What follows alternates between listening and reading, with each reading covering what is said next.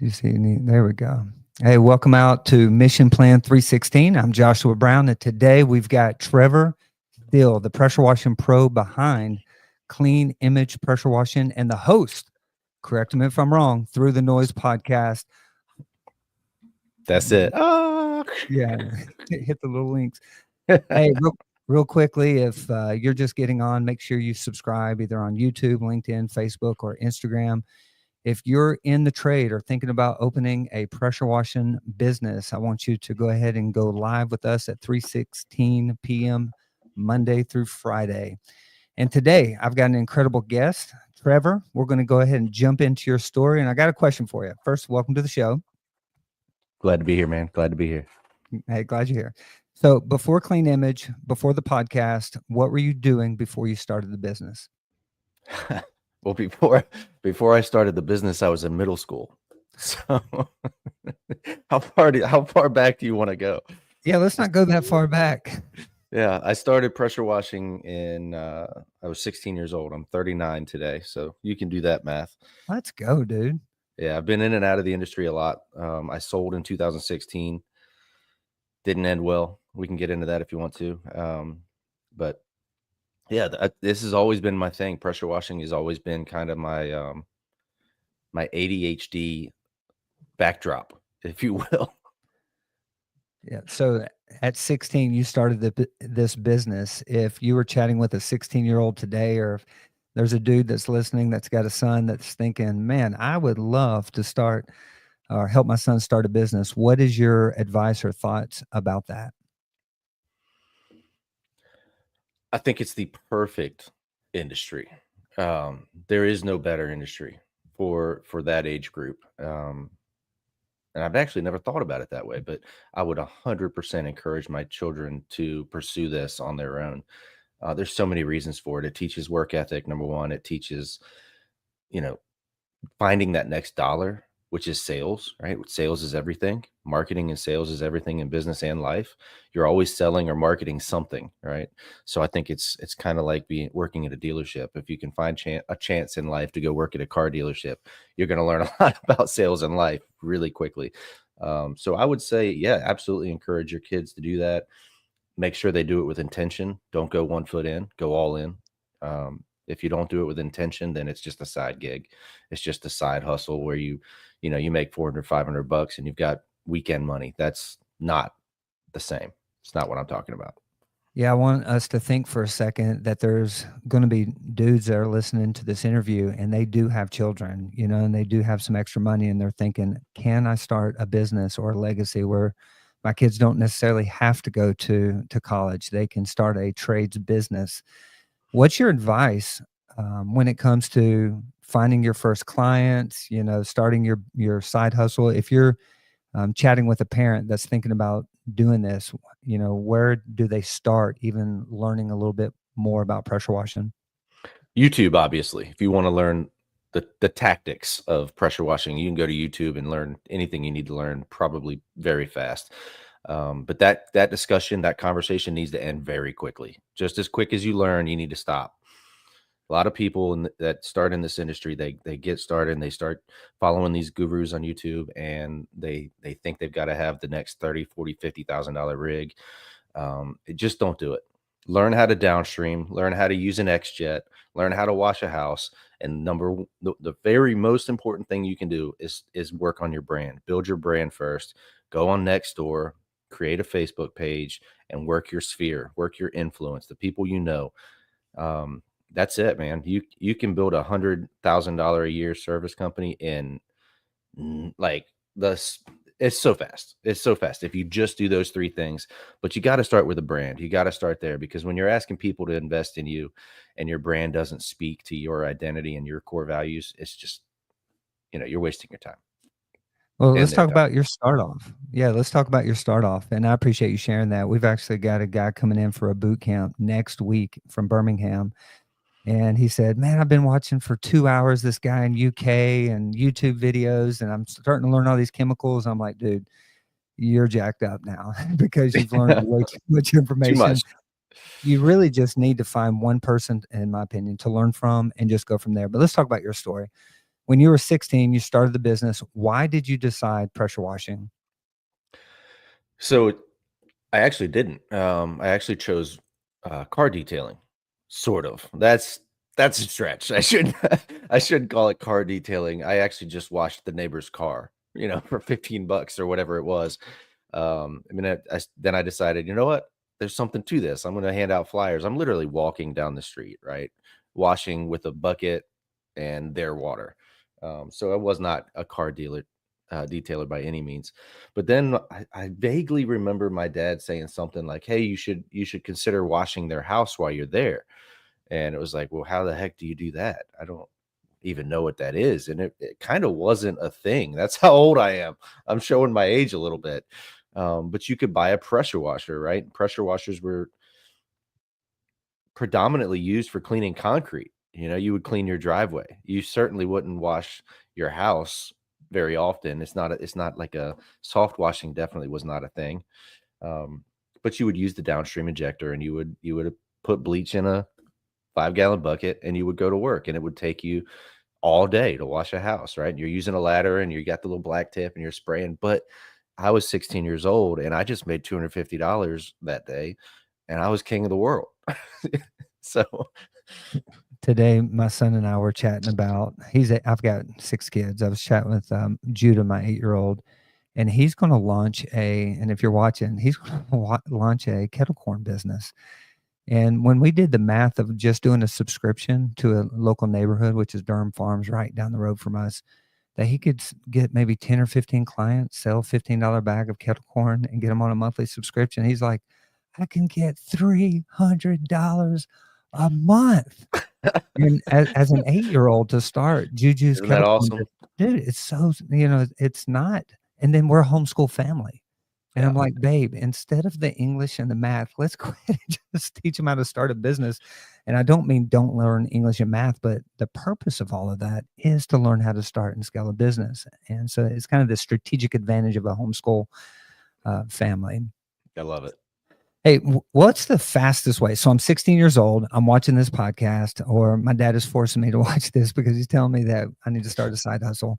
What's the fastest way to start getting leads? If you're coaching a 16-year-old, what would you say? Okay, you've got your pressure washer, you've watched me on YouTube, you've joined my podcast. What are some of the fastest way to generate leads? Without a doubt, my 2 favorites are Nextdoor. Nextdoor, especially for your age group, dude, they eat it up. They'll eat it up. They see this 39-year-old with an established brand, and they're like, "Okay, I can pay him $1,000, or I can pay little Johnny from down the street, and I grew up with his dad, great family, and I can pay him $450." That's what they're going to do, right? And so you start with Nextdoor. The other thing you want to do is you want to go live on Facebook while you're doing the job as often as possible. Do not do a single job without going live, talking about the job, where you are, and what you're doing. I think that those 2 things alone will keep you so busy. You just shared 2 tips that we don't do at Browns, pressure washing here in Nashville. We don't really go live on site, and we don't use Nextdoor. For someone that's never Mm, used Nextdoor, can you just walk somebody through where do you find it? What is it? And then does it yeah. cost money? Is it free? Talk to me. Yeah, don't give Nextdoor any money. They will, as soon as you show up on their radar, they will be asking for money. It's a complete waste of time until you're established, until you can handle the workflow. And even then, put your money somewhere else and we can get into that discussion then. But Nextdoor is basically an app for communities inside of communities. So it could be your neighborhood. It could be a couple neighborhoods in one community. It could be like a zip code. I'm not exactly sure how that works, but basically it's based off of your, I guess, I don't know. I honestly don't. Maybe your address. They base it off of that, and so you have a community. It's like a Facebook page of all of your neighbors. So if you're looking for a pressure washing guy, especially certain age groups, like over 70 years old, they're all over Nextdoor, and they're looking for little Johnny from down the street who has 3 recommendations. And that's the other thing. You want to make sure you automate your review process. It's very important. So every single job you do, even if it's not you, you want to make sure you ask them to leave you a recommendation in Nextdoor if that's where they found you, and on Facebook, even if they didn't find you there, ask for it. Show them the link, create a QR code, get them to scan it. These things are important. Yeah. Okay, I'm 16 years old. I'm quitting school because I just watched this podcast, and I'm buying me a video, pressure washer, and I'm getting me on Nextdoor, and I'm going to start doing Facebook Lives and start washing people's houses. When I graduate school, let's say I'm in sophomore, maybe a junior, and when I graduate school, what is a realistic number of revenue if I'm dialed in just on Nextdoor, on Facebook, from your experience? A dude could be making how much money when they graduate high school? Depends on how serious you take this. But without a doubt, you could be at 300,000 a year before graduating high school. And not even doing the job, not even doing the work. I did it. I had two time employees as a junior in high school, and I actually dropped out. Um, that's another story. I ended up getting my diploma, but we won't go. Well, maybe we can circle back another day. No, we want to get to know, but $300,000? For sure, for sure. Yeah, you can do that in about 2 years, depending on your market and depending on your commitment level. Um, things to avoid: avoid window cleaning. I'm sorry if that offends certain people out there. Avoid becoming known as the window cleaner, because the I see some eyes rolling. No, Um, we don't do window cleaning. You're actually nailing an area of conversation that we can chat about. Yeah. I think there's nothing wrong with it. As a matter of fact, I think you have to add window cleaning, because if you don't, they're just going to go with the company that also does window cleaning, just like gutter cleaning, right? I wouldn't build a gutter cleaning business, but you better offer it, because if you don't, they're calling the next guy down the street. So you want to specialize as a soft washing, exterior cleaning, pressure washing company. Um, that's the most important thing in my eyes, my opinion.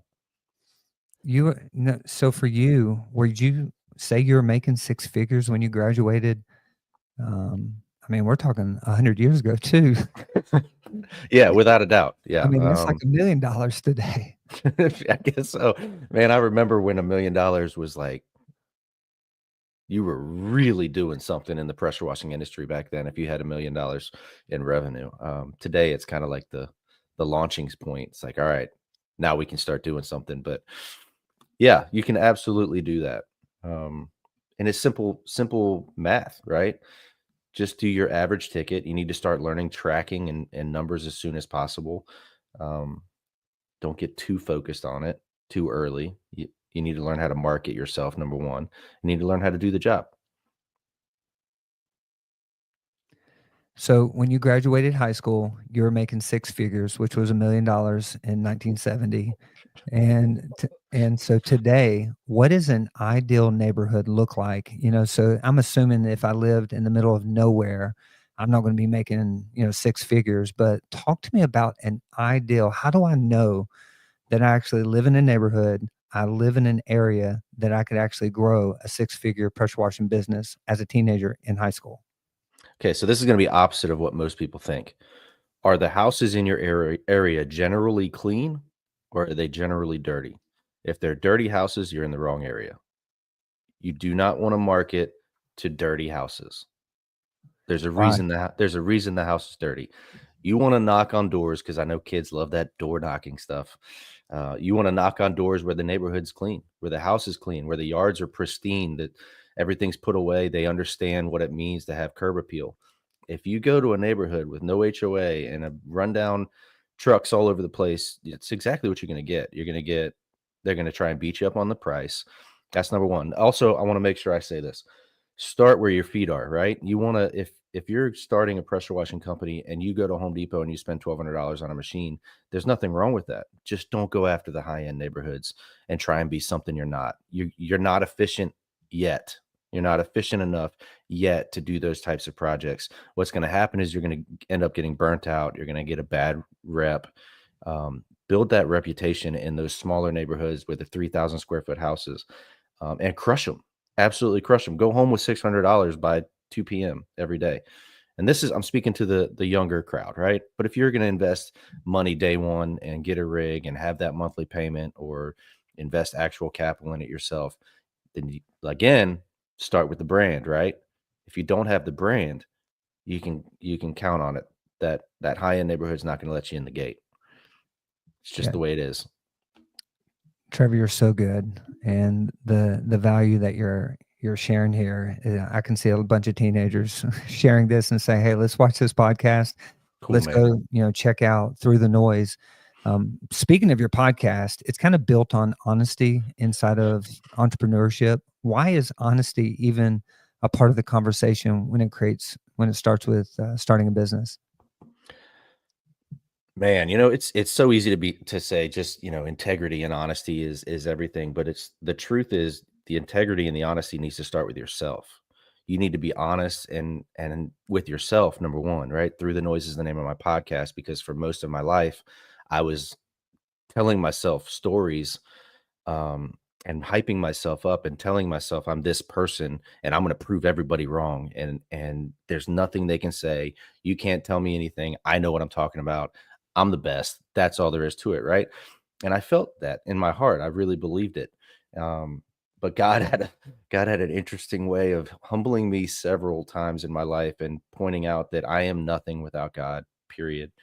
I can't do anything without God because every time I try, He reminds me, and that's painful, not fun. Also, another story, but I'm not sure I'm even answering your question right now. No, the reason this is called Mission Plan 316 is because ultimately I believe God's going to pour out his spirit upon the marketplace. I believe people like you and me and other business owners that generate business and make money aren't only going to be making money, but they're going to be on mission. And so when you Yeah. bring up God in the conversation, we're talking about something that is bigger than us. And ultimately, we feel convicted, or at least I feel convicted, that we have to be on his mission while we make money in the marketplace, which is why we have this time together. And so, let me ask you a question: since we're on this conversation of faith, how has faith or mission fueled your approach differently than just chasing the dollar? Every time I chase a dollar, I fail miserably and quickly. Praise God, it's quickly. Um, I'm still dealing with things from my past that were mistakes because I was like, there's the thing, there's the gold. I'm going for it. And I'm still dealing with it. My mission, all of our missions as believers in Christ is to chase righteousness and to help his people, and to love people. And most of my life I've avoided that. And that's just the honest truth. And so it's there's been a shift in my life where the money is trying to think of the name of the guy in the Bible. Help me out. The richest man to ever live. Solomon. Solomon, thank you. Okay, Solomon, what did he pray for? God gave him one wish essentially, and he prayed for wisdom. Man, if I could have started there 23 years ago instead of chasing the gold and chasing the wisdom, biblical wisdom is not how to run this business, right? It's how to become the person you have to become in order to achieve the goals that God has called you to. Um, and I always focused on the wrong things. It's like, okay, if I want to learn sales, I'm going to go buy 15 sales books. I'm going to have 22 conversations with sales gurus, and I'm going to dial down on sales, right? And it was always me, me, me, me, me. Instead of me saying, hey, Lord, where should I start? How do I do this? You're the Lord of my life, and I'm giving this to you. Give me the wisdom. So I think the conversation inside my head just changed at some point. And so I'm no longer pursuing the money. I'm pursuing what's required of me to become the person worthy of the money. Was there ever a moment where you got what you thought you wanted, and let's say it was a payout? What was it? And then if so, did it bring about the fulfillment that you were looking for?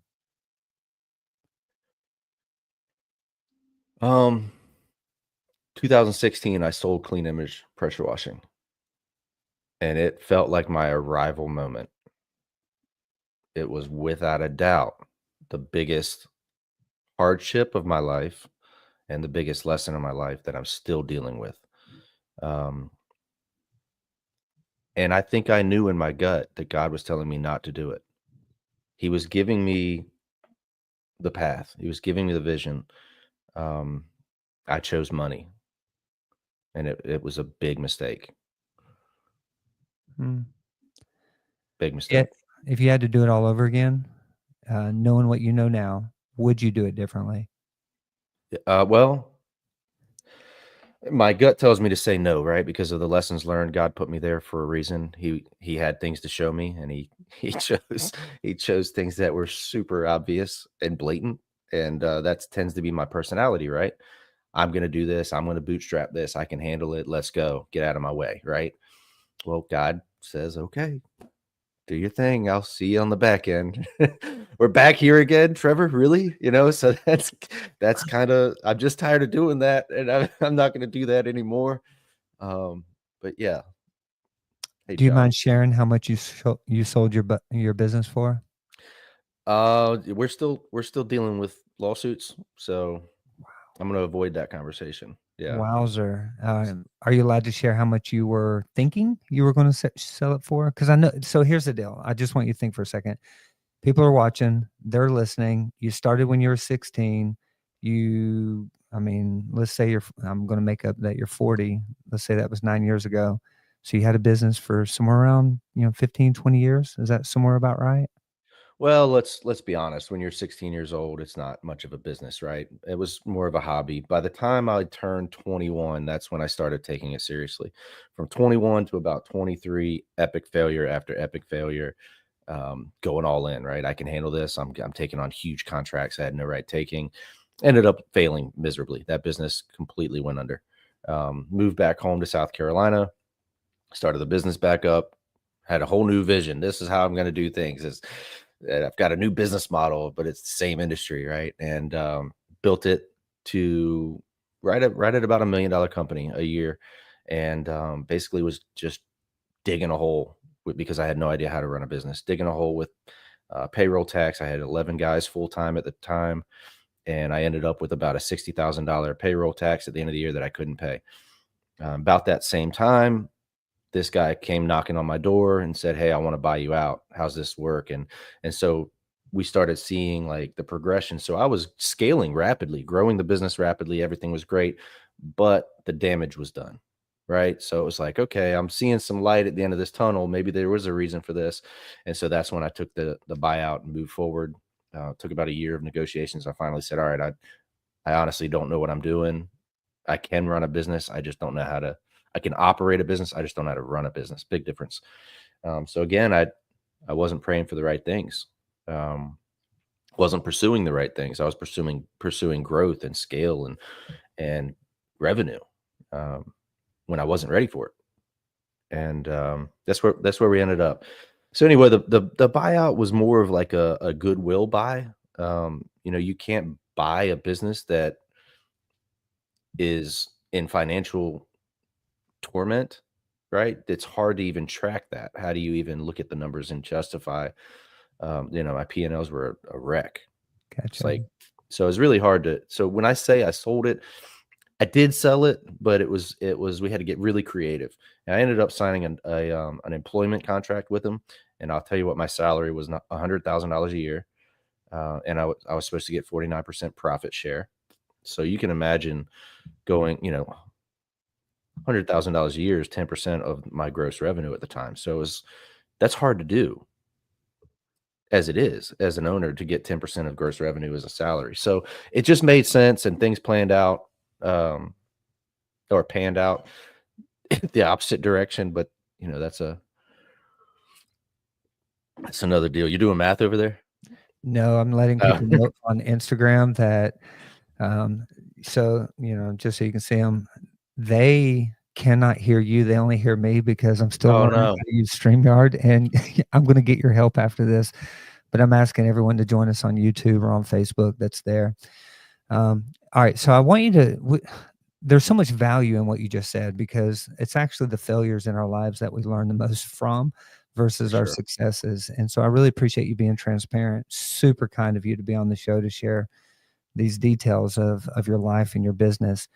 If you could give one piece of advice, and man, this happens all the time. Somebody grows a business, they end up buying more things, they use money for lifestyle versus making sure they Mhm. have money for taxes. All of us, we don't know how to manage money. We were in ministry, we didn't know what we were supposed to be doing. And if you had to go back and give yourself advice 2 years before all of that stuff transpired, where things started going downhill, the pain of like, man, I just want to get rid of this business. What would you say to somebody in those shoes that are like, man, I don't think there's anything else I can do with my business right now except for sell it. I'm in burden right now and I want to get away from the burden. What coaching advice do you have for them? Slow down. Slow down. Number one, you're on God's time, not yours. Uh, he's trying to reveal things to you right now, and chances are you're not listening because you're distracted and blinded by greed and pride. Um, I would say cut expenses as fast as possible. You don't need all that stuff. Get rid of it. You don't need the shop. You don't need the office. Get rid of it.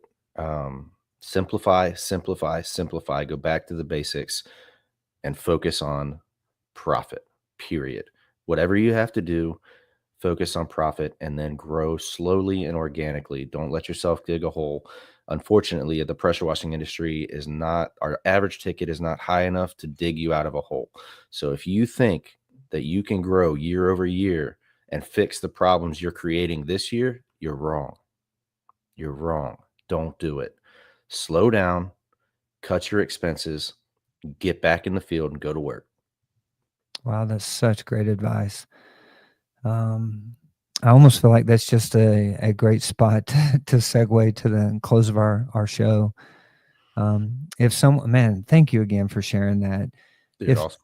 Trevor, give someone today who's desperate for work in the trades one action they can do right now to start winning customers. So let's pretend for a second they have a business and they're like, dude, I've got no work coming in and they're in a good market.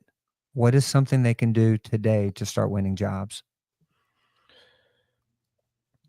Okay, so if you already have a business and you already have a client list, you need to, without harassing them, you need to take advantage of that client list. Don't ever send them, uh, you know, bulk emails with no value. Don't ever do that. Always add value. Add services, seasonal services. So if you're in the pressure washing industry, you should be doing gutter guards without question. If you're in the pressure washing or window cleaning industry, you should be looking into Christmas lights. You should be finding ways to add value to your existing client base, not add clients. Adding new clients is much more difficult than selling new services to existing clients who already trust you. So focus on that, double down on that, um, and start cold calling them, man. Cold call those people. Don't let it go 6 months past. If you just did a house 6 months ago, you need to make sure you stay in touch with them. But I tried that and that's not working. What do I do, Trevor? Well, if that's your answer, then I got nothing for you. You know, You're maybe supposed to say maybe get a you 9 to 5. thank you. You need to say USUCK, which is a bad word in our home. We're a homeschool family, Yeah, very conservative. But to be honest, if you've got reasons you can't grow, you've got reasons to let somebody else grow. And if you want to blame somebody, just look in the mirror. You can grow your business if you want to grow your business. This is actually a touchy point for me because we do coach and we do have folks that we're trying to help scale. And it's like, if you're not scaling, it's because you're not working. yeah. It's that simple.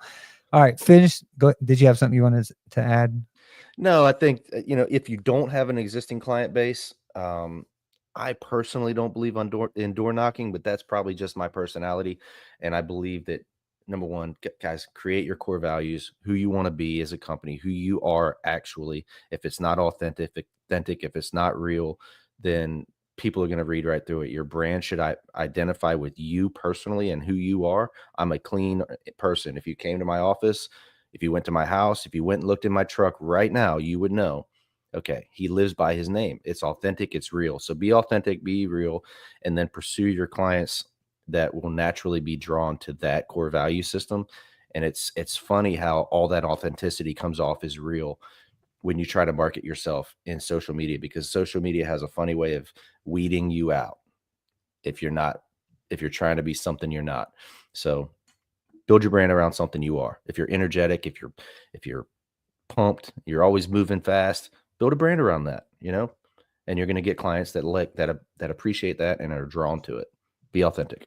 Yeah, so good. I'm going to give you final words, but before I do, if anyone is looking to start or scale a pressure washing business, I actually have a free webinar. You can just go to pressurewashingpastor.com. You can schedule up for a free event where we can talk about how to start and scale a pressure washing business. Trevor, there's a lot of webinars out there that show the wows, but not the hows.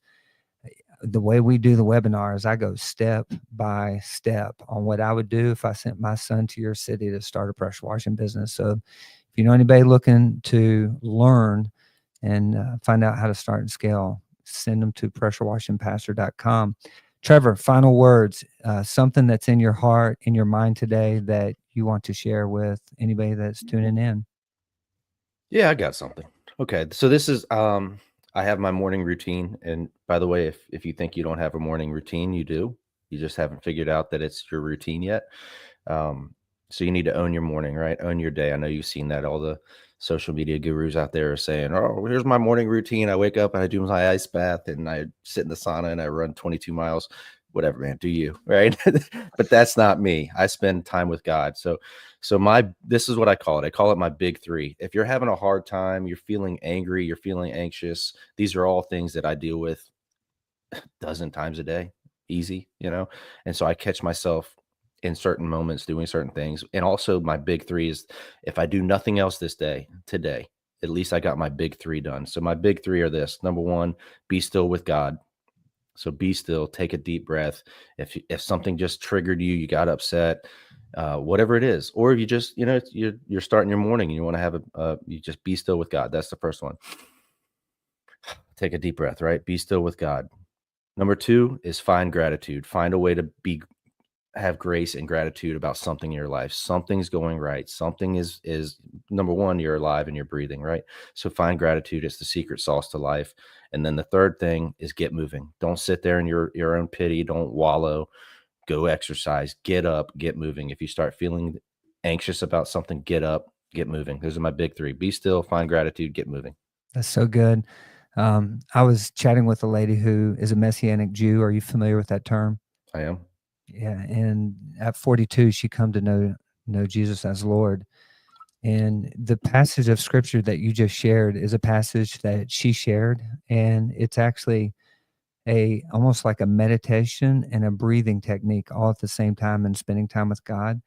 And it is be still, and you kind of breathe this in, and you're meditating. Be still and know I am God. And it's almost this idea that we aren't the who to solve all the things in this world. Right. We are to be still and know that God has got it all. And so I That's right. love the fact that you shared that tool. But hey, if anyone is still here or you watch the whole thing, I want to invite you to a new community that we're launching off these platforms. It's called the As You Go Network.